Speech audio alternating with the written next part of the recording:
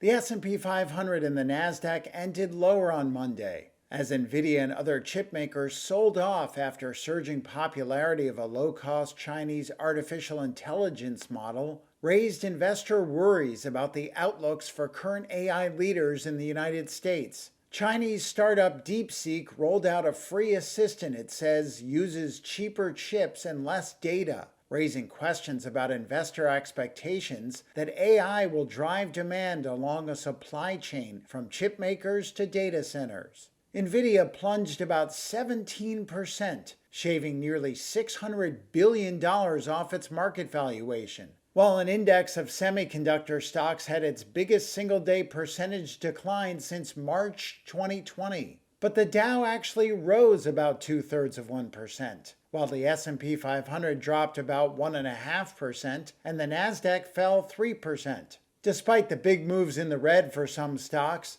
Zacks investment research client portfolio manager Brian Mulberry sees encouraging signs. Well, in the market today, we're seeing it across kind of the different indices, a very different experience. Nasdaq down sharply, the S&P kind of in the middle, and the Dow turning slightly positive.